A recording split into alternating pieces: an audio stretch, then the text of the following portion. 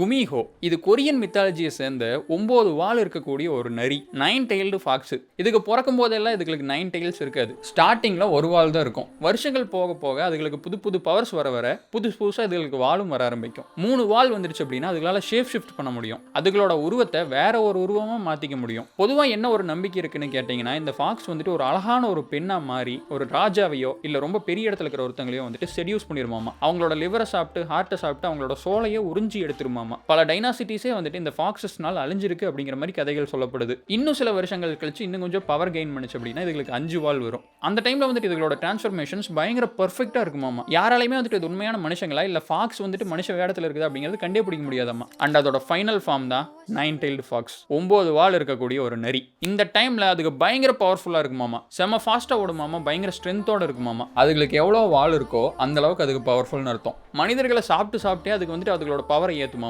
என்னதான் இருந்தாலும் அதுகளோட ஃபைனல் கோல் வந்துட்டு ஒரு மனுஷனா மாறுறது. ஏன்னா இந்த குமிஹோஸ் வந்துட்டு பயங்கர லோன்லியா இருக்கக்கூடிய ஒரு கேரக்டர். இது அதுகளோட சாபம்னு கூட சொல்லலாம். ஸோ அதுக்கு வந்துட்டு எப்படியாவது மனிதரா மாறணும் அப்படிங்கிறக்காக ட்ரை பண்ணிக்கிட்டே இருக்கும். அதுக்கு ஒரு வழியும் இருக்கு. 100 நாளைக்கு எந்த மனிதனையும் கொல்லாம யாரையுமே சாப்பிடாம இருந்துச்சு அப்படின்னா 101வது நாள் அது மனுஷனா மாறலாம். அதே நேரத்தில் இதுகளுக்கு வந்துட்டு மனிதர்களை கொல்லணும், அதுகளை சாப்பிடணும் அப்படிங்கிற ஒரு ஆசையும் இருந்துகிட்டே இருக்கும். டிசைரை சூஸ் பண்றாங்களா இல்ல டிசிப்ளினை சூஸ் பண்றாங்களா அப்படிங்கிறத இங்க பாயிண்ட். ஒரு ஷார்ட் டேர்ம் பிளஷரையும் லாங் டேர்ம் பிளஷரையும் எவ்வளவு அழகா சொல்லியிருக்காங்க பாருங்க அந்த காலத்துல. ஏன்னா எப்படியாவது கஷ்டப்பட்டு ஒரு 100 நாளை தாண்டிட்டாங்கன்னு வைங்களேன், அதுக்கப்புறம் அவங்க வேலை ஓவர், ஜாலியாக அவங்க மனுஷங்களா வாழலாம். ஆனால் இந்த ஷார்ட் டேர்ம் ப்ளஸரை பார்த்துட்டு போனாங்க அப்படின்னா ஒவ்வொரு டைமும் அவங்க கஷ்டப்பட்டுக்கிட்டே தான் இருக்கணும். எவ்வளோ அழகான ஒரு கருத்தை ஒரு கதைக்குள்ள மறைச்சு வச்சிருக்கான் பார்த்தீங்களா. இதே மாதிரி விஷயத்தை நீங்கள் ஜாப்பனீஸ்லையும் பார்க்கலாம். கிட்சுனே அப்படிங்கிற பேரில், சைனீஸில் ஹுலிசிங் அப்படிங்கிற பேரில் இதே கதை இருக்கு. நம்ம ஊரில் மோகினி குட்டிச்சாத்தான் மாதிரி அவங்க சைடு ஊர்களில் இது பயங்கர ஃபேமஸான ஒரு கதை. இதை நீங்கள் நிறைய K-dramas அண்ட் அனிமேஸில் கூட பார்க்கலாம்.